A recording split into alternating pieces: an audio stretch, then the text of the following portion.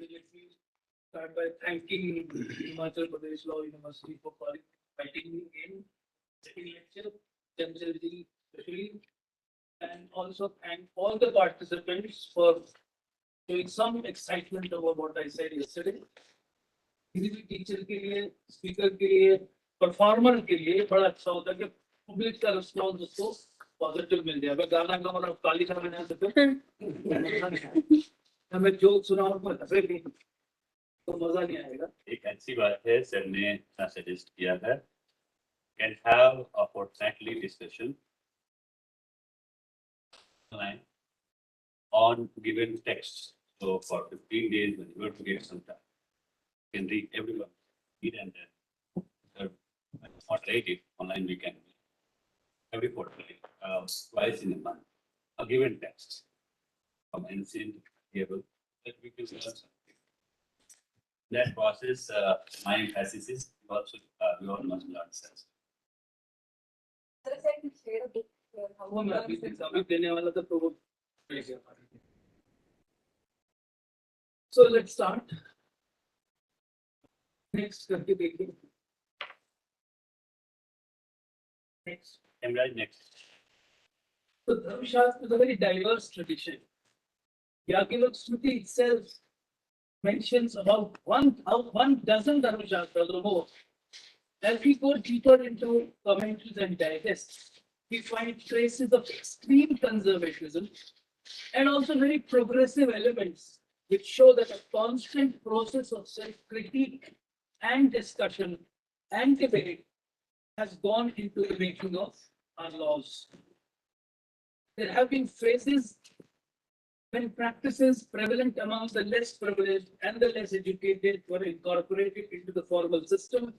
And then there were phases when they were closely examined for their rationality by highly accomplished scholars. So there is a constant give and take. This is important. There is a constant give and take between Log and Shastra, between people and Shastra. And this is not exclusive to Dharma Shastra in our case. अब कोई भी शास्त्र music है उसमें लोक संगीत classical संगीत, लोक नृत्य क्लासिकल नृत्य, लोक चित्रकला classical Indian painting style. They've all contributed to the growth of each other, one could say. So this constant give and take between people and Shastra, between the formal and the non-formal, between the so-called educated and the so-called uneducated masses, between laymen and intellectuals, has been a constant process which has led to the growth of Dharma Shastra like any other Shastra in India. So next.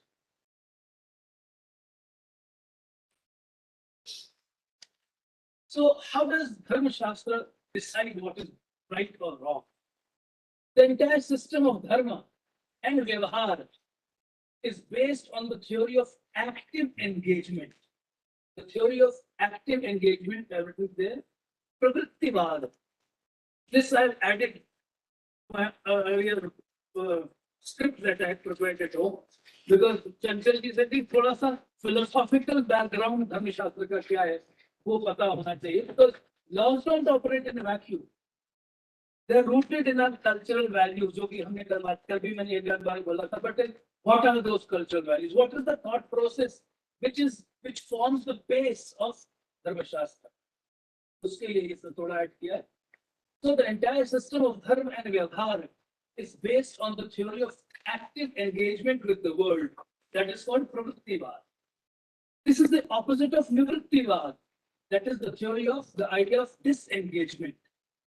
That is giving up all desires. The desire for wealth, the desire for children, and the desire for name and fame. These are three desires. जो सब धर्म, जैन धर्म में, बौद्ध धर्म में, Brahminical धर्म में एक कॉन्सेप्ट आता है एषणा त्रय. The word eshana means ichha, desire. So this is the idea of eshana त्रय, three desires. These are the motivating factors, these are the propelling factors जिसकी वजह से सब हम लोग इस दुनिया में अपना काम कर रहे हैं. क्या क्या है? Again, the desire for wealth. Everybody wants wealth, property, all kinds of luxuries, comforts. Desire for children, which is a euphemism for desire for sex, and desire for name and fame. So Vibhaktivad says you must sever all relations with the society. So no work, no marriage, no kids. Free yourself from all social obligations and social relations. But Dharma Shastra realized that this course was neither possible nor desirable. Normal human beings, so it will take some very, I don't want to use the word abnormal, but very different kind of a person to give up everything in the world and go to a forest. We cannot abandon the society and run away into wilderness. We all want to live in the society because school mein padha diya, man is a social being. But this has its own problems.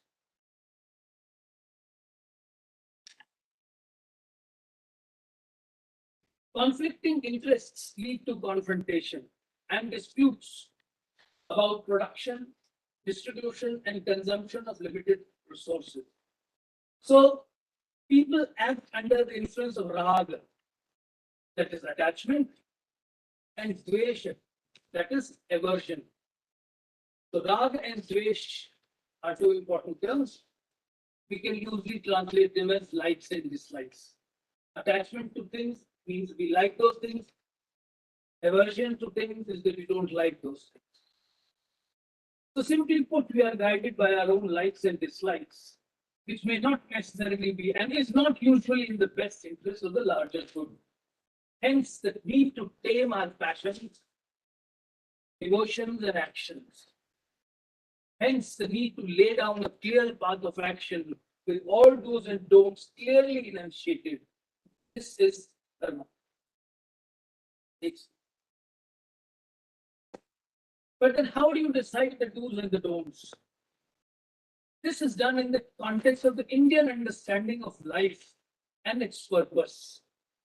With thousands of years of philosophical speculations, particularly after the growth of Upanishadic thought, India came to certain conclusions. Our intellectuals came to a certain conclusion, that is, that man is not just a bundle of wants and desires and needs. He is not here merely to eat, drink, and make merry. Life has a much greater mission and purpose. We all have to ultimately aim at obtaining moksha, which again is many interpretations. In different schools of Indian philosophy, the idea of moksha is very different. But anyway, one of the major ideas, one of the principal ideas, like if I can use that expression, is the idea of moksha as bliss, moksha as perpetual ananda. So instead of looking for little joys here, we have to look for something which is great and Brahma. Brahma means the largest. So we have to look for that great ananda. But these little things cannot be given up.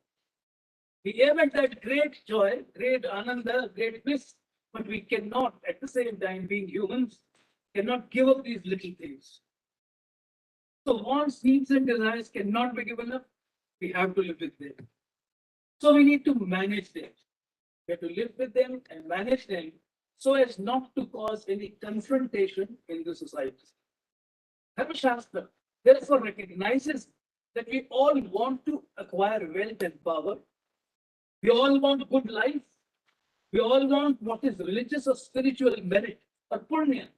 We all understand that, which can also fetch many joys in this world and in Swarga, and then ultimately moksha. So these are the four goals of life: dharma, artha, kam, and moksha, the four purusharthas. In this scheme, the word dharma here is used in a very different sense. When I was talking of dharma yesterday, it was a much larger idea of dharma. But in dharma, artha, kam, and moksha, the first expression dharma has a very limited meaning, which means punya. that one acquires by performing one's prescribed duties or by performing any religious rituals. And as I said yesterday, and I'm going to say that again, what Dharma Shastra did was to ritualize all our normal actions. I come to it. So everything that you do by performing your prescribed duty, whether it is studying or teaching or whatever, cooking at home, even dusting, is dharma.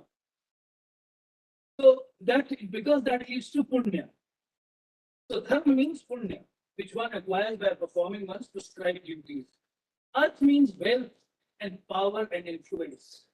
Kam means all pleasures of life, including all comforts and luxuries, all enjoyments and entertainment, including music, dance, various arts and crafts.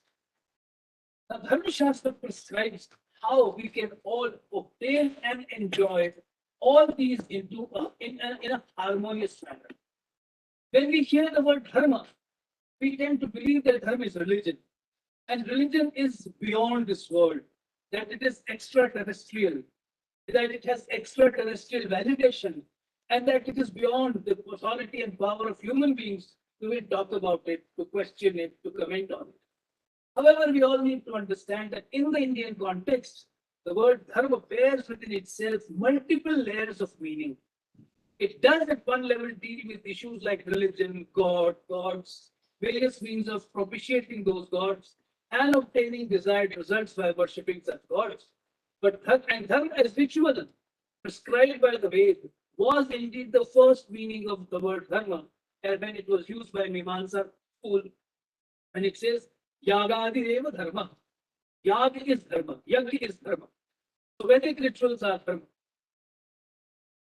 But then what happens is that since Vedic ritual came to acquire a very special sanctity, the meaning of the word dharma was expanded to include all social, personal, professional, and moral duties of people. The idea behind this expansion of the meaning of the word dharma was that just as one obtained various worldly and otherworldly fruits by performing Vedic rituals, so also performance of social duties would lead to, we would fetch similar results. In this way, most mundane activities like eating, earning, bathing were ritualized or turned into rituals. So, next, this raised the sanctity of ordinary activities and vested them some divine aura. This was done to motivate people to do their social duties to the best of their capabilities. However, this also had some undesirable result.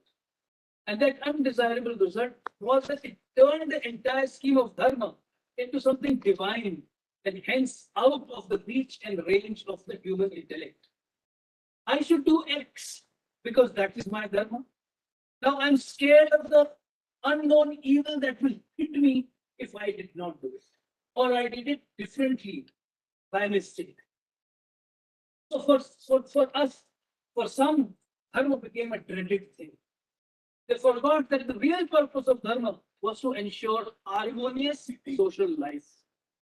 Therefore, within the Indian intellectual tradition, serious efforts were made to re-establish dharma as a social phenomenon. So from Mimamsa, when it comes to Dharma Shastra, the idea is to establish dharma as a social phenomena and to separate the secular norms from religious norms. So secularization of dharma and secularization of law is a very important development in Indian philosophy or Indian legal philosophy. This began in the pre-common era when dharma was divided into three branches: achar, that is right conduct; vyavahara, that is law and litigations; and prayashchitta, that is ritual expiation for any sins and wrongs. A very clear articulation of the distinction between dharma and vyavahar is found in Medharpati's commentary on Manusmriti. This is about 8th century. Next, please. So, can you all see this? Yes, yes, sir. So, Medhatithi forcefully argues for distinguishing Vyavahar from Dharma. Alluding to the Mimamsa theory that all Dharma flows from the Veda, he says that not all rules of Vyavahar can be traced to the Vedas. Distinguishing between, so all rules of Vyavahar cannot be said to be based on the Veda. That's a very important argument. The distinguishing between the other sections of Dharma Shastra and those dealing with issues of politics, governance, administration, and law, he says that most of the rules in these sections are based on other pramanas other than Veda. And some other reasons that he gives us as follows. So Vedas prescribe actions which cannot otherwise be known from any other normal means of knowledge, like perception or inference. So darshan में ज्ञान के साधन बताए गए, means of knowledge. So 6 means of knowledge, etc. You might have heard of प्रत्यक्ष है, अनुमान है, उपमान है, शब्द है, etc. So he says Vedas prescribe actions which cannot otherwise be known from any other normal means of knowledge. So हमारे ज्ञान के साधन है, उससे हम धर्म के नहीं उस धर्म को नहीं जान सकते, मीमांसा वाले धर्म को.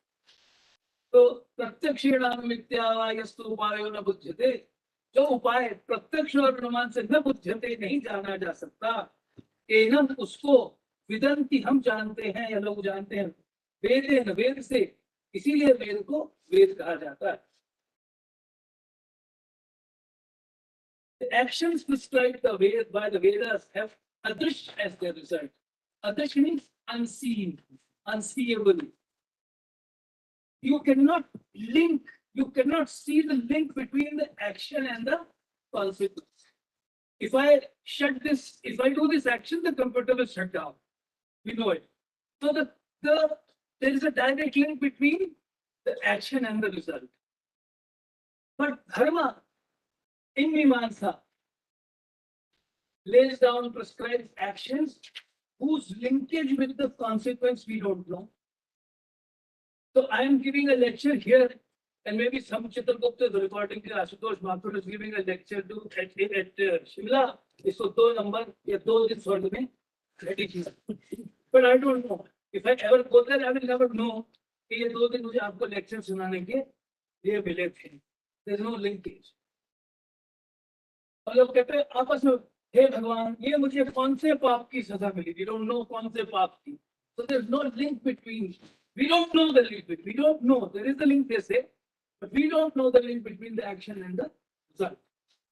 But on the other hand, all actions in Vyavahara, the link between the action and the consequence is very well known. If I stab somebody, I know what is going to happen. It's not that I stab him and something else is going to happen after 10 years. And you will be able to trace the linkage between the action and the consequence, the result and the result. So these are the arguments which Vedantiti has built to show that dharma is different, or that vyavahar is different from dharma. So against all these, the results of the rules prescribed by vyavahar sections of Smriti are all produced immediately upon the action and are there for everyone to see. And the relationship between the action and the result is also very well known to everyone. Hence, the connection between action and result can be easily established by normal means of knowledge and inference or reasoning. Thus, Vedantiti found it important to delink vyavahar from dharma and place it in a more purely human and secular context. When I use the word secular, I'm using it in the modern sense as something distinct from the divine, something distinct from religious, etc. So interestingly, what happens, a supposedly revealed text like Veda, or if you say the Smritis are all revealed texts, so these texts become a hurdle in the further growth and evolution of the society, because the letter of the text often fails to keep pace with the changes in the society brought about by natural, human, political, social, and economic and technological factors. This leads to a clash between text and the people. For law to be accessible to people, this we have talked about, It should constantly evolve to reflect the growing and changing aspirations of the people.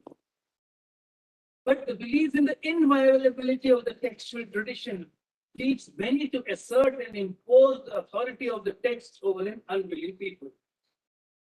Now, Dharma Shastra settles all. It's the पहले वाला. Dharma Shastra, Dharma Shastra settles all disputes, all issues through fierce arguments.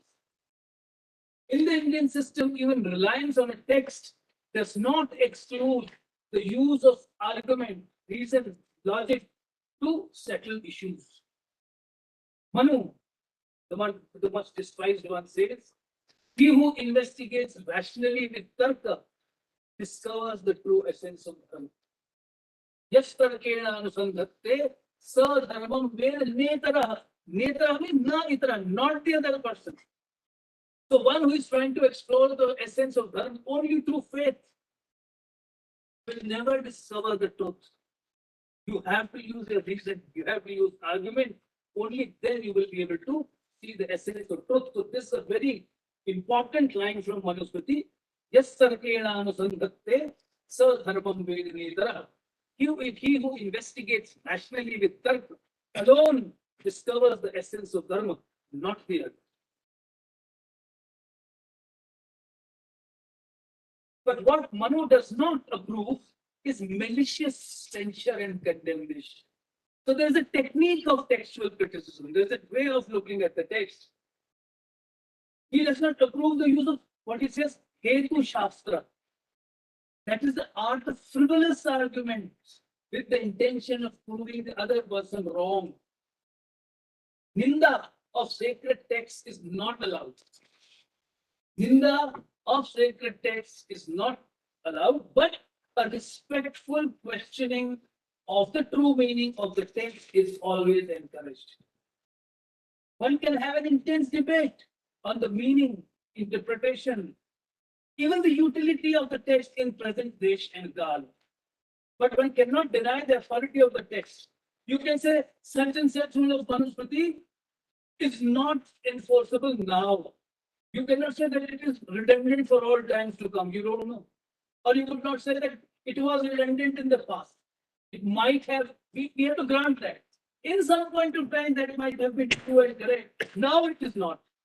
So at least you save yourselves from falling into that trap of following something because it was done earlier. So without denying the authority of the text, you can circumvent. So that is what we are now trying to do. So Indian knowledge system, particularly Nyaya Darshan, and this is what again what Chanchalji wanted me to comment on a little, has an elaborate Shastra. Just as we have Dharma Shastra to talk about Dharma, we have a Vada Shastra, a complete science of debate and discussion. It was given, it is already in a highly evolved form in the Nyaya Sutras. Which again, I can't comment on the time, but around 2nd, 3rd century BCE. That's a highly evolved science of argumentation. Vad or discussion is of three kinds. First is a Vad, which is a friendly and a genuine effort to find the truth. Vad. The second, here we try to find the truth, ascertain the truth with a free mind, without any prejudices and biases. The second is Jalpa. Jalpa, where the discussant seeks to demolish the opponent's view and prove his own. So you demolish the other person's view and establish your own. The third is Vitanda, where the discussant has no view. All that he indulges is in utter negativity to prove the other person wrong. So Nyaya Darshan has an elaborate discussion on the many clever tricks and deceptions which people employ in Jalpa and Vitanda type arguments. These kinds of arguments are not encouraged in Dharma. You can't have Jalpa and Vitanda in Dharma. You can have a Vada. So it's a pehle wala hai. And according to Dharma Shastra, there is no subject, no topic in Dharma, whether Drishta or Adrishta, seen or unseen which is beyond discussion and debate. So हम समझते हैं कि धर्म ऐसी चीज है जिसकी हम चर्चा नहीं कर सकते. धर्मशास्त्र कहता है you can still talk about those things. Even things about which cannot be known through perception and inference, they are also open to debate and discussion. The Brahman texts, which prescribe Vedic yajnas in great details, are full of arguments for and against every little minute procedure. Every detail of every ritual is in fact prescribed through a detailed discussion about various options. Many of those options are refuted by arguments, and the final conclusion is then strengthened by giving arguments in its favor. So even in the area of yajna, which falls within the domain of the unseen, the adrishya, even that is subject to a vigorous debate. I'm actually shocked, not just surprised by the claim within the Shastra tradition that some authors of Smriti, some authors, कौन बोल रहा है अभी बताऊंगा. Some authors of Smritis have practiced deceit and have introduced practices which serve their selfish interest. This is not a Marxist critiquing Dharmashastra in 21st or 20th century. This is Shavar Swami, the author of a Bhashya on Mimamsa Sutra. The hardcore traditional वाले बोल रहे हैं संभल के रहना, स्मृतियों में बड़े अलग गलत नियम लोगों ने अपने स्वार्थ के लिए डाल दिए. So it is not just an argument. This is out and out an allegation and a condemnation of the opinion expressed by some rivals. And I am referring to one of the greatest authority on Vedic ritual, that is the great sage Shabar, who has made these comments in his explanation of the Mimamsa Sutras in the context of the authority of the Smritis.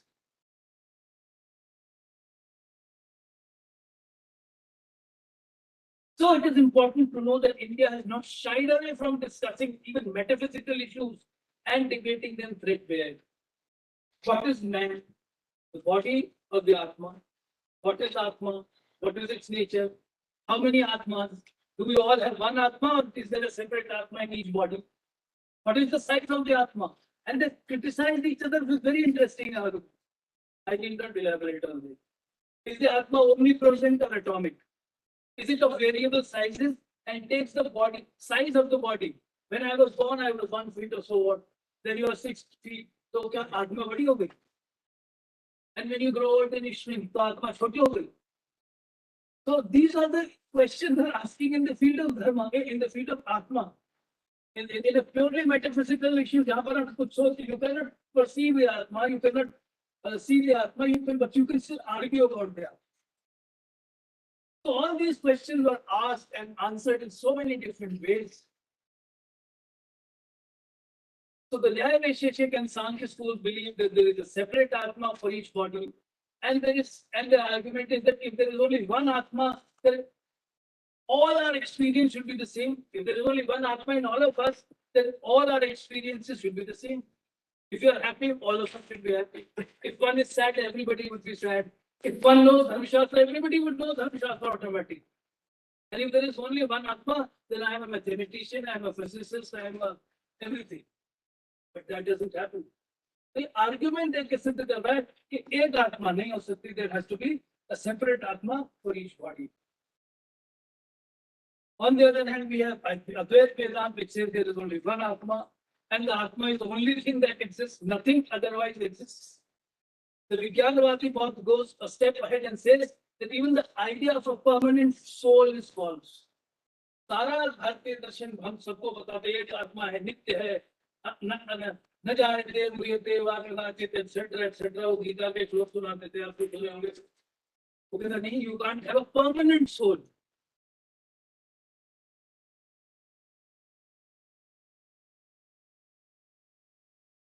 So I'm going to skip some. So I'm raising these kinds of questions in a discussion on Dharmashastra only to show that the tradition of debate has been very strong in India, and issues which are seemingly beyond all discussion and debate are also settled through discussion and debate. The religious differences can degenerate into rivalry and enmity and lead to several legal complications. the state might have to intervene and settle disputes in accordance with legal principles. So I have a reference from a Sanskrit record of the life of Bhanu Chandra. Bhanu Chandra Charitam is a text which was written by another Jain scholar, Siddhi Chandra. Both of them are at the court of Akbar. So there is a dispute, and the matter has its roots in ideological and philosophical differences between two sects of Jains from Gujarat. The two schools differed on the mode of worship of Jain Tirthankars, whether it is to be they should be worshipped in forms of idols, or in a nirakar, formless forms. So that is the beginning of the discussion. But and both had their followers. They built their big temples, acquired lots of properties, and then both began to claim exclusive rights over a certain pilgrimage center in Gujarat. Akbar granted some concessions to one sect. Bhanu Chandra, who was staying at Akbar's court, petitioned Akbar to grant exclusive rights over this property and this whole area to his sect. Akbar did not want to annoy either, because both had rich and powerful followers. So he did not grant any exclusive rights to Bhanu Chandra, but exempted both the groups from paying pilgrimage tax, jizya. So this might be seen as an administrative decision and not legal. But if you look at this, the issue was presented as a legal one. Who has the right over these properties? Who has an exclusive right to collect whatever donations, etc., come to that Tirthan? So there is a legal angle to this. So a lot of hue and cry going on in the country today on religious issues. But all issues of religion are open to question and challenge. As I said, of philosophy, of abstract ideas like Atma, even the idea of many issues in religion are open to challenge and discussion. One need not even believe in God to be a follower of Hindu religion. This comes out so beautifully in the Bhagavad Gita itself. The 12th chapter of the Bhagavad Gita is very interesting, and if you ever have time, just go through it. Read the Hindi, English translation, whatever. Arjun, it starts with Arjun's question about the form of God, the mode of worship. And he says, "तुम्हारा सबसे बड़ा भक्त कौन है? जो साकार की उपासना करता है या निराकार की उपासना करता है?" This is Arjun asking Krishna. Who is the superior devotee? One who worships a sakar God, that is one with a physical form, or one who worships nirakar God, that is God without a form. Krishna is a very clever teacher, very smart and so. He totally evades that question. जवाब ही नहीं दिया, अपना ही कुछ बोलना शुरू कर दिया. And say, this is to suggest that your question is so meaningless. And he openly declares that it is for the devotee to decide the form of his God. And it is for the devotee to decide the way he wishes to worship this God. So there's no question of who is good and who is bad, who is good. And the 12th chapter has this very interesting answer. He says, as God, Krishna says, he accepts the Shraddha in whichever form the devotee has. And then towards the end of the chapter, it's a very short chapter, just about 20 verses. He starts describing the highest kind of devotion. Bhakti ki uttam avastha kya hai? Faith in God, love for God is an inferior kind of bhakti. Faith in God, worshipping God is an inferior kind of bhakti. The highest level of bhakti is when God himself, even love for God is inferior. मैं भगवान से बड़ा प्यार करता हूँ, even that is inferior.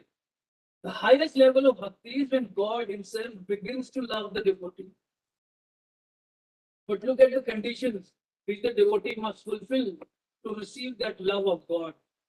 He must be morally very, very pure. He should hate none. He must love all. He must show compassion to all. He should be free from arrogance and ego. He must be a true karma yogi and must offer all his action, all his deeds to God. He should neither claim the agency of any good deed nor the ownership of the result that comes out of it. He should ever be contented, should ever control himself and so on. So that's an issue which had a huge potential to turn into a political slugfest. Is cleverly settled, thus complementing the duties of a good judge. So we are not new to controversies about emotive issues and issues of faith. Many a times in the past, we have faced communal discord.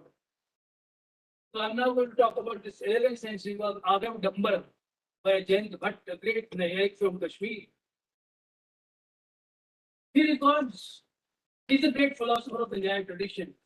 In his Agam Dambar, he records a controversy in his time when some followers of the so-called Vedic Mimamsa tradition began to pressurize the king to outlaw all non-Vedic traditions and take strict action against all their followers.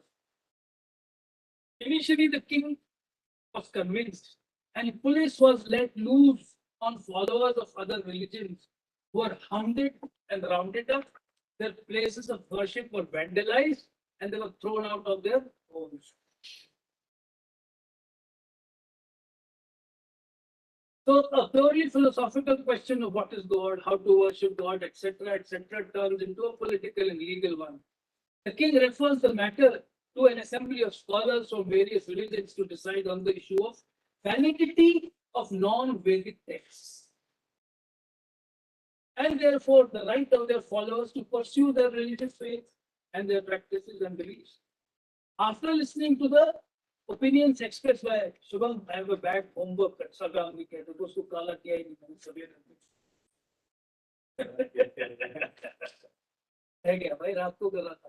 After listening to the opinions expressed by leading scholars, the presiding judge declares that all religions, whether Vedic or non-Vedic, were equal. And the state needed to grant due protection to the followers of all faiths. So the decision given by the presiding officer is very well argued.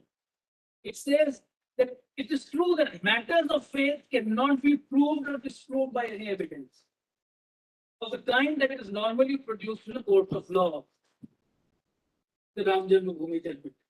And since all religions are based on faith, none can be declared to be superior or inferior. Beliefs and practices of religions, all religions are ipso facto valid and must be approved and supported by the state unless they are absolutely obnoxious and repugnant to political morality. So the decision, if we call it a decision, also takes note of the fact that each of the so-called non-Vedic texts had huge number of followers and many highly respected people holding important positions in government and the community subscribe to those faiths. Therefore, he says the state should not favor any religion and should not discriminate against it. The whole tradition of argument in Dharma Shastra has been theoretically studied and codified. Since Dharma Shastra is more about interpretation of text, it relies heavily on the Mimamsa principles of interpretation. These are general principles of textual criticism evolved and developed particularly for interpretation of Vedic texts, for Vedic rituals, but have been extended to the interpretation of Smriti texts. How Mimamsa principles of interpretation have been used by the Shastris was very well documented in several books. Kishorilal Sarkar, early 1902, probably. Then I know of S.G. Moghe, a scholar from Maharashtra, who has also studied this issue and written several articles. One of my PhD scholars in Delhi University has worked on the use of Mimamsa principles of interpretation in various Dharmashastra texts, Vyavahara texts particularly. You will learn about these from a more competent authority, Sri Madhav Ratate, when he speaks on this topic in 2 sessions, in fact. So one of the most important principles of interpretation is that all texts must be harmoniously constructed. Since there are many Smriti texts, and since many of them contradict each other, and since all of them are of equal value, all of them have equal validity and authority, the idea of harmonious construction is very crucial. It is believed that all Smriti texts have one harmonious meaning, ekvakyata, and they do not contradict each other. But the fact is they do. So therefore, they have to be so read that there appears no contradiction. Dharma Shastra does not easily accept the concept that contradictory rules can be optional. It believes that by making rules optional, one diminishes their authority. So the more preferred mode is to declare one rule to be the rule and the other to be an exception, so that sufficient space can be created for the operation of both.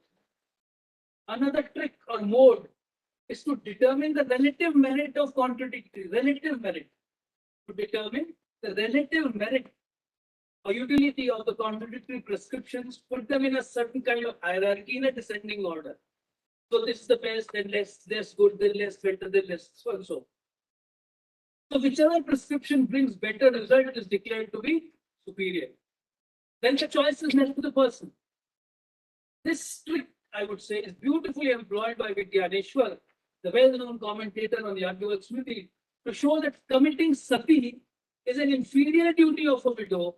Therefore, she cannot be forced to commit sati. No one can force her to die on her husband's funeral pyre. To us today, this might appear to be quite insignificant, but this has been one of the major points of dispute in Vyavahar, particularly in the context of the widow's right to inherit her husband's property. It was argued that the widow could not inherit any property because she has to commit something. But there's no question of she getting any property. Because many Smritis had laid down that she must die with her husband. So this shows how clever or rather cruel arguments were created and how religion was sought to be used to swallow somebody's property. And who would give such an argument? Obviously, someone who would benefit and get all the property if the widow were to be eliminated. So Vigyaneshwar is faced with a problem. There are Smritis which prescribe sati. So he cannot reject the Smriti. But he says, look, let us look at the fruit or phala. The fruit or phala of committing sati is very limited and inferior. A sati, a woman who commits sati, can at max get to live for some years in heaven with her husband. पति के साथ स्वर्ग में कुछ समय, स्वर्ग हमेशा के लिए नहीं मिलता हमारे यहाँ. क्रिश्चियनिटी में, इस्लाम में स्वर्ग एक बार जिसको मिला, जन्नत भी हमेशा के लिए हो गई. हमारे यहाँ घाटा है. स्वर्ग मिलेगा थोड़े दिन के लिए, वो जितना खाता में लिखा उतने दिन के लिए, इतने नाइट्स, इतने डेज. वन दैट वो प्रीपेड है, वो प्रीपेड खत्म हुआ, कम बैक. वो नरक में भी है. उनके यहाँ ये नरक में गए तो हमेशा के लिए है.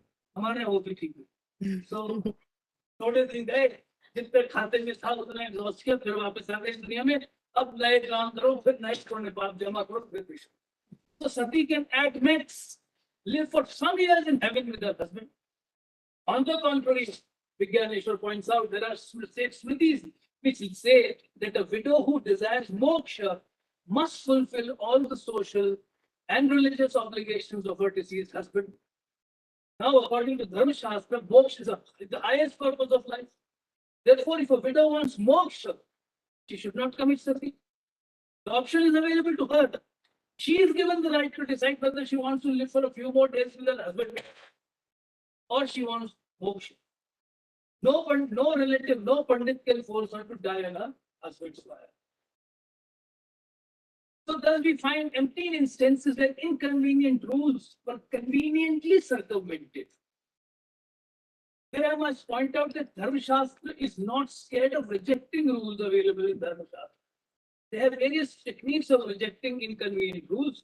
Some are declared to be Kali Varjyas. You must have heard that they might have been relevant in some Satyuga, Dwapar, or Treta, not in Kali. So they are banned and they are prohibited in Kali. So some are declared to be past the time and place. Some authors are much bolder, and I've mentioned this sentence yesterday also. Some authors take a much bolder stand. Manu says so, Yajnavalkya says so, that any rule which is detested by people, even if it is there in the Shastra, should not be enforced. Aswargyam lok with Vishtam, dharmyam vyacharin natu.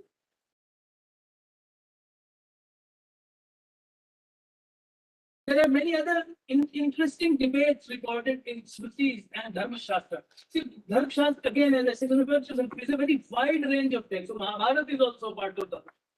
Ramayana is also part of Dharma Shastra. Puranas are also part of Dharma Shastra. And I would go a step further and say, जितना हमारा काव्य साहित्य है, नाटक है, काव्य है, महाकाव्य, they're all a part of Dharma Shastra because the declared purpose of kavya, the declared purpose of natak is to promote dharma, artha, kama, and moksha. So they're not there for simply for entertainment. From the kama part, you can take the entertainment thing, but they're also there to promote dharma and artha and ultimately moksha. So therefore, सारा जो भारत का साहित्य है, that has to be taken as a package. तब हम उसको ठीक से appreciate कर पाएंगे. So women have been at the center of many of these debates. Does the wife have a separate identity, a separate identity from the husband or not? That is the question central to the Mahabharata debate on Yudhishthir's right to put Draupadi at stake. When Draupadi comes to the assembly, or is rather brought to the assembly forcibly, she asks one question. Did Yudhishthir put himself at stake first, or did he put me first? This is a tricky question, and nobody in the assembly dared to answer. She repeatedly asked Bhishma, she asked Drona. Bhishma said, Yudhishthir bahut vidwan hai, wo uttar denge. He is not willing to answer.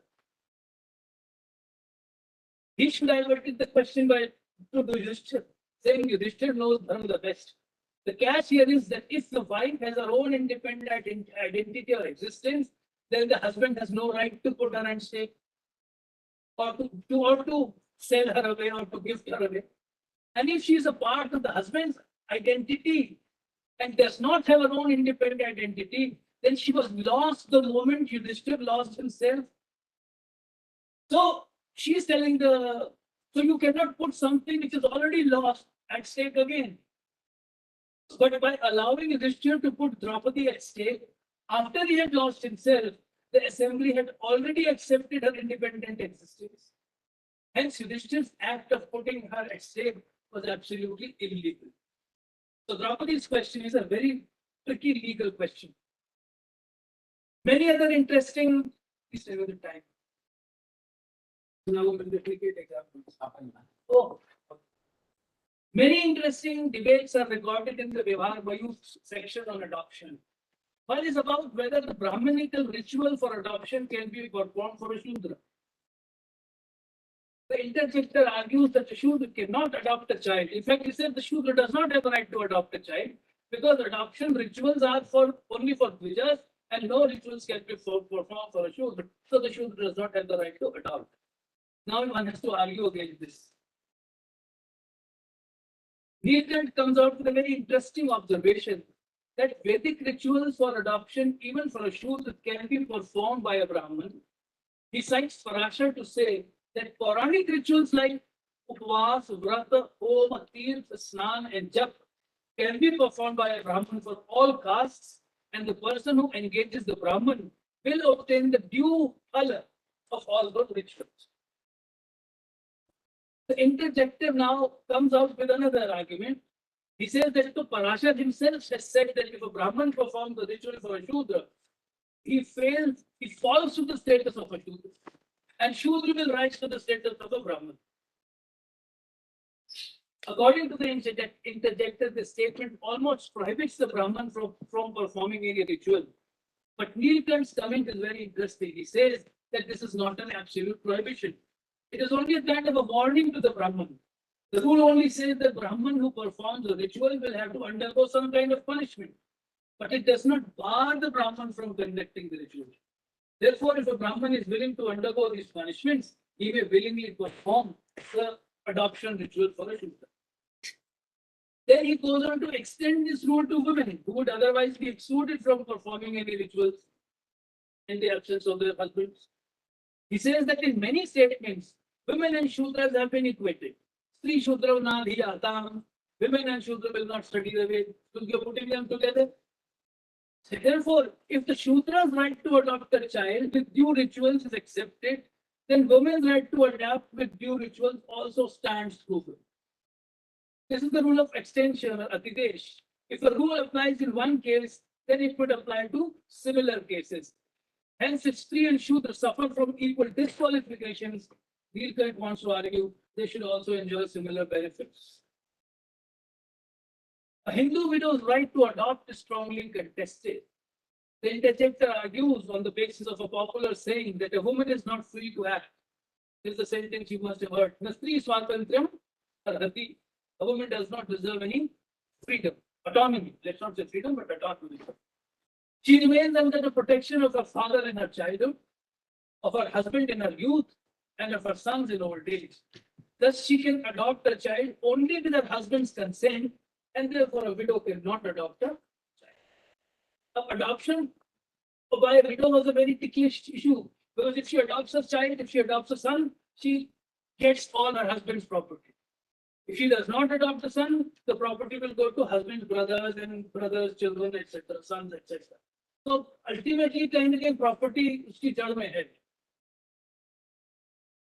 So this has another controversial reference to Manu and Yagyaval.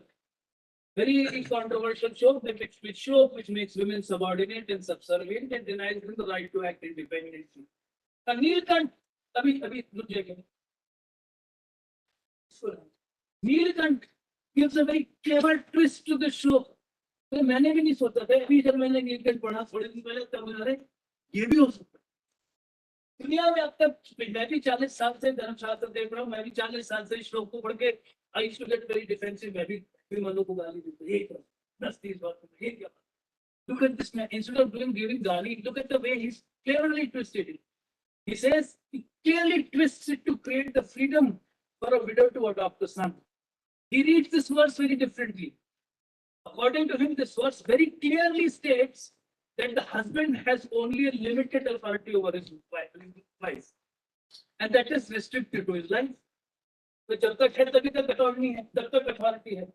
And I'm trying to argue it further. He says, "Dharta rakshati yavane," which means the husband has control over the wife only in her youth.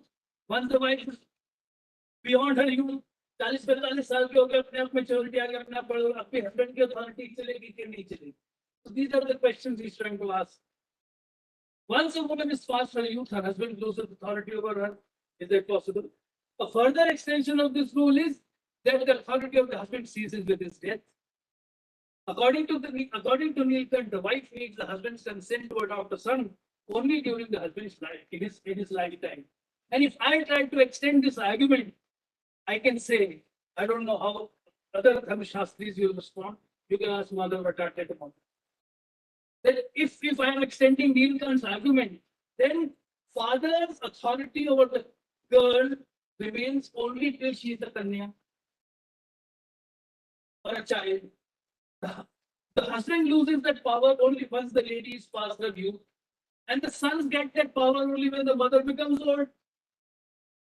So therefore, it is possible, and this is what Neelkant has said, that this whole rule is very avastha specific.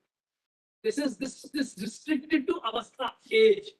So therefore, it is possible to argue that a girl child may be under her father's control, but a mature woman, mature girl is not.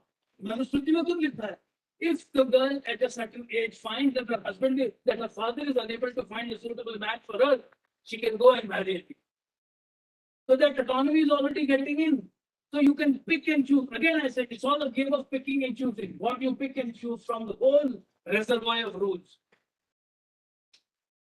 And so, an old mother may not be free to act independently, but a mother who's still in good health, etc., will get the right to act independently without seeking any permission from her sons. So many norms of social conduct are incorporated into Vyavhar sections. This makes them open to contestation in a court of law under a due process. The process of litigation in a properly constituted court is very well structured and formal in Dharmashastra. Litigation starts with the plaintiff presenting his claim against the defendant. The defendant is then given the opportunity to reply. The judge or the Prad Vivad assesses the written claims and decides on who leads the evidence. That party presents its evidence in the form of witnesses, or documents, or proof of possession in case of property, uninterrupted enjoyment. The other party then gets the opportunity to show faults and defects in the evidence presented. Once evidence produced by both the parties is assessed, the judges are required to analyze and is presented. Judges are required to analyze it, question the parties, question evidence, test evidence. After this process has been gone through, the judges pronounce the judgment in the form of a Jayapatra. The judgment is written in the form of a Jayapatra, and there are rules of how judges are going to write their judgment. The judges are required to give complete reasons for their decisions. They must cite reasons for why they are accepting certain bit of evidence and why they are rejecting it. It is on the basis of this objective analysis of the evidence that judges are required to produce an order. So every order must be a speaking order, which can be objectively analyzed by the parties and other interested people. All this would make litigation, even in Dharma Shastra period, a very organized and structured activity. So therefore, when you shift rules from Dharma to Vyavahar, it's a very major change. You are taking it away from the realm of the casual to the realm of the formal. Therefore, this Vyavahar section of Dharma Shastra is very important. Now, what else do the Dharma Shastris do? One interesting point, which you will also know as lawyers, teachers, you indulge in some kind of hair splitting of rules. So grammatical hair splitting, I got an interesting example from Neelkanth. There's a discussion on whether इसको whether आगे चला दीजिए और यही पर ये this one. There's a very interesting discussion on whether a daughter can be adopted or not. Is it only a son who can be adopted or a daughter? So those in favor of adopting a daughter try to argue, they try to look at the grammatical construction of a word, tatrimah, tatrim in Dharma Shastra. Now, tatrim is the word for adopted. Adopted. I'm just saying adopted, not adopted son or daughter. This, जैसे देखो कैसे बना है शब्द, इसमें दाग धातु है, उसमें क्री प्रत्यय है, क्री प्रत्यय में मक प्रत्यय आया, उससे शब्द बना तत्रिम. And this is an adjective. Now, if it is an adjective, it can be applied to both men and women. So the trim is a word, is a gender neutral expression. Therefore, if the Shastra says the trim, then it means that a daughter can also be adopted. But there are stronger arguments against it. He says no. Those opposed to the adoption of daughter argue that look at the complete sentence in the Sruti. Sa gyeyaha daktrimah sukha. Sa, he concentrates on the pronoun sa. Sa means he. Now, he cannot be interpreted as she. He is a masculine pronoun, pulling ka sarvanam hai. So it can in no way can it be extended to a woman. And further, he says that Smritis have also laid down the duties of the adopted father. And one of the duties is that he must conduct the Upanayan of the adopted son. Now, it's only a son who this Upanayan ho sakta hai. Daughter ka Upanayan nahi ho sakta. So if you allow adoption of a daughter, the father will not be able to perform that particular ritual. And therefore, the daughter is not to be adopted. The Sanskrit, as I said, we need to refer to a larger area of texts, not just the Smritis, not just the digests and commentaries. And I said, all Kavya Shastra, everything. So there is a very interesting story before I conclude about the miscarriage of justice at the hand of incompetent people. The Katha Sarit Sagar है बिल्कुल totally imaginary text है वो, so there's no truth, but you can pick and choose, कहीं से निकलेगा. It is very interesting that मैंने सोचा सुनाई दूं कहानी. Once a washerman's donkey entered a Brahman's kitchen garden and began chomping away at the vegetables. The lady of the house, who was pregnant, got very angry and ran after the donkey. The donkey tripped and broke its leg.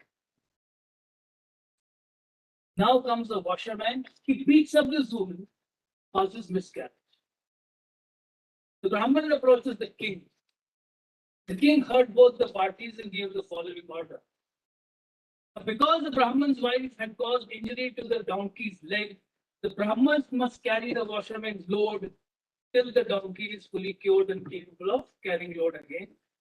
And because the washerman had caused the miscarriage, he should make her pregnant again. So this highlights, this is interesting. This highlights the importance of having sensible people handling legal matters. This This highlights the importance of how structured and formal discussion and debate must must be used to determine questions of dharma or law. Parties with clashing interests have to approach authorized and competent interlocutors for resolution of disputes. Detailed intellectual and moral qualifications are prescribed for judges. बड़ा सुंदर मनुस्मृति के 6-7 श्लोक के 7वें अध्याय में is giving a whole list of the qualities of a good judge. Very interesting part. Non-formal forums are also to operate under the overall supervision of the state and act according to the norms prescribed by the state. Private individuals who may be utterly ignorant cannot be allowed to settle disputes through use of force. Making law accessible to people does not mean letting incompetent and stupid people on the streets to dictate how others shall behave. Nor does it mean that screaming crowds on the streets will be given the right to settle disputes. We don't want the Katha Sarit Sagar model of justice. The very purpose of Vyavhar is to make the making and administering of laws a dharmic activity very well regulated by principles and procedures. Thank you.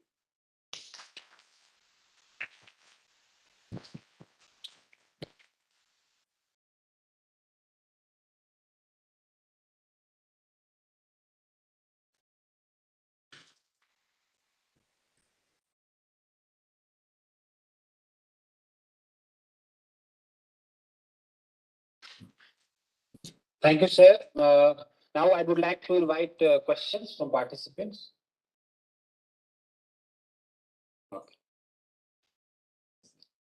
Good morning, sir. So my question is, we were discussing about how we move towards secularization.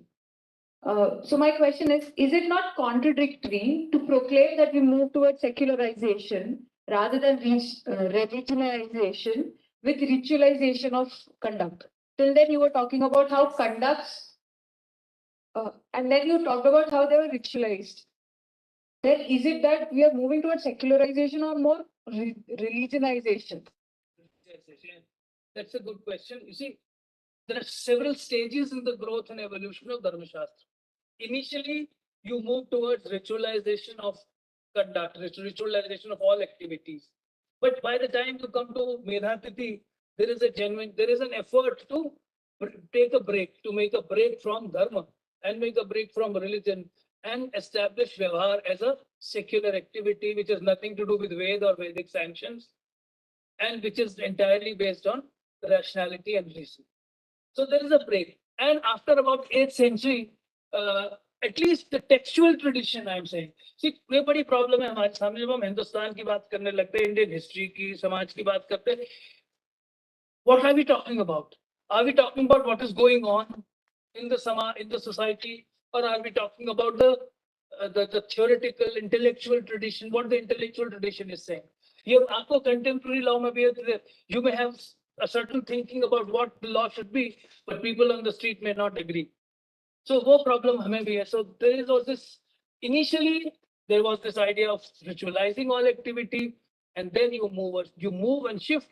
And after 8th century, at least the texts, Vedatiti and all the digests that I have seen beyond that, they are very strict about this idea, very clear about this, that that law falls within the domain of the king, and the priests and the religion has nothing to do with it. In fact, if I can elaborate on this, it's very choti, how they play on words. So Manusmriti has this sentence: the king shall enter the sabha with the Brahmins. Brahmanai saha. If you remember your Sanskrit from school, Brahmanai is Tritiya Vibhakti. Tritiya Bhavachan. With the Brahmins. Now in Sanskrit grammar, if you say I am going with him, or I'm going with him. So in this sentence, he is the dominant person and I am only secondary. He is going and I'm going along with him. So who is dominant? That person. He says, look at this sentence. Raja pravishet sabam brahmanai saha. So Raja is dominant, Brahman is secondary. So therefore he's trying to make it very clear that in this political process, in this process of Vyavhara, it is the king who is supreme. And there are many other little things which we can look at. Any other question? Very good morning, sir. It was a wonderful lecture. So my only question here is that what actually has been the position of women? She's been described as baby, and she's been compared to Shudris. So, sir, and her right of adoptions being under question. What is actually the position of women in the ancient text? I don't think you can say that this is the position of the woman. In different times, in different places, it has been going up and down. And as I said yesterday, it's a constant jagda. It's a constant struggle for anybody to fight for his or her rights, and that is what has happened. So you have denying her the right to adopt, you have denied her the right to inherit, you have even denying her the right to live beyond her husband's life. And then there is an effort to re-establish her own identity as a person and restore all her rights to her. So both the trends are here. My purpose in giving this talk, as I said yesterday, is to show that it's sort of regressive नहीं है हमारे, उसको fight करने की भी हमने बड़ी strong spirit दिखाई है, and that is what we need to pick up and say that look, whatever regressive is there in the Dharma Shastra, we can always cure it, we can always reform it. So my effort is to talk for reform. मैंने जो किताब लिखी है उसमें उसका मैंने title में लिया था medieval Hindu law, enlightened rebellion. So it's a rebellion. We are rebels. हमारा धर्मशास्त्र is not entire. In certain patches it is conformist, but then it is also very rebellious. So that is the spirit of law, the rebellious spirit of law of Hindu law that I want to highlight and present before you. Sir, we teach in jurisprudence that Indian ancient tradition was religious in character, particularly law. And Henry Main, one of the jurists, said that India could not develop law and legal system. In a sense, Romans developed because India could not separate law from religion and law from morality. So I will say Henry Main जो है वो कालातीत हो चुके हैं. किसी जमाने में उन्होंने कुछ कहा होगा, अब आज बैठकर हमें ये कहने की जरूरत नहीं है, because all the evidence that I have produced in 2 days shows very clearly. अभी भी लोग करें, वो Donald David is a great chela of so Patrick Oliver. Patrick Oliver. अभी भी recent भी कल भी एक आर्टिकल परसों में, it's a really Hindu धर्मशास्त्र is theology. अरे भाई theology नहीं है, theology को तो हम कब का छोड़ चुके, हम धर्म को कब का छोड़ चुके, हम वेद को ईश्वर को कब का छोड़ चुके. We have moved into a different reality. But I don't know why these people are not willing to recognize this very important fact of धर्मशास्त्र that it has evolved. और अपनी 8th century के मैं तो evidence दे रहा हूँ आपको. Why are you talking of some other time? In 8th century, we have already started saying those things, and beyond that, we have constantly hammered this into people's heads कि ये जो तुम कितने अंधविश्वासों को लेकर चल रहे हो, ये नहीं चलेगा. Be rational, be reasonable, take care of people's rights. That right or right शब्द का इस्तेमाल नहीं करते हो, but the constant effort is to protect the rights of the weak. कल भी मैंने बोला था प्रजानाम रक्षणम, so that is expected. पहले there are many rights which are denied. Slaves will have no rights, and then slaves have no right to be freed. This is Manusmriti. Nadasyat moksha. There is no liberation of slaves from. But come to 11th, 12th century, they are giving you all the conditions under which slaves can free themselves. So, कितना change हो गया? Why do you keep harping back on what has already been rejected in Dharma Shastra? Sir, there is often allegation that Manusmriti talks about punishment, whereas Sudras get more punishment than Brahmin. And on that ground, many people criticize that Manusmriti is antithetical to rule of law. I'll immediately concede that. Because कहीं उस पर सुधार करने की कोशिश मुझे तो दिखाई नहीं. Caste बड़ा एक weak point है हमारा. Women's rights के लिए we have fought a lot. But caste के लिए लड़ाई धर्मशास्त्र में इतने up to 17, 18, 19th century नहीं दिखाई दे रही. Unfortunately, maybe मैं मानता हूँ I need to look at some more texts. बहुत सारे texts हैं जो शूद्रों पर specially लिखे गए. I have not looked at them. I don't know if there's something there, but it is true that there is discriminatory punishment, caste-based punishment, and धर्मशास्त्र जितना मैंने देखा, they have not tried to correct this. Gandhi tried to rationalize caste system on the basis of division of labor. But problem is that in division of labor, one has choice to migrate. But in caste system, that is absent. That is a problem.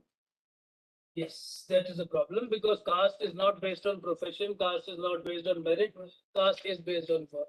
And I can't, I'm not able, ऐसा नहीं है कि हम, that's again where I can say so, put in something. This is the dominant view and hugely dominant view. But there is a constant critique of this theory within the Smritis, within the Mahabharata, within so many ancient texts. But unfortunately, that critique, that criticism did not materialize into any change on the ground. धर्मशास्त्र में भी महाभारत में बहुत challenge किया वो they're almost ridiculing the theory of caste. So on the one hand you say everything has proceeded from God. God has created everyone. If God is everybody's father, then how can the same father have sons with different castes and so on and so forth? And then they come out with that statement, वेद का सुना देते हैं, ब्राह्मणों से मुखमासीत बाहुराजन्याकुतः पूर्व यदाम तद्वैश्य पद्भ्याम शूद्रो जाता. So a शूद्र is inferior because he is born of the feet. और ब्रह्मा और गॉड तो उसने पूछा, अच्छा विष्णु भगवान के पैर इतने पवित्र होते हैं क्या? विष्णु भगवान के पैर से तो गंगा निकली है. विष्णु भगवान के नाखून से, माइथोलॉजी में विष्णु भगवान के नाखून से गंगा निकली जिसको तुम इतना पवित्र मानते हो, और जब उसी भगवान के पैर से शूद्र निकला तो तुम उसको नीचे क्यों मानते हो? So these are the arguments which are available. खूब लिखी गई है, but unfortunately वो समाज में reflect नहीं होती in terms of any change at the theoretical level. Any other question? Okay, I think no questions. Thank you so much, sir. Wonderful lectures today, and you have again given so much insight regarding ancient texts, how to go with ancient texts. So thank you very much for enlightening us on these issues. Thank you. Thank you, sir. Thank you.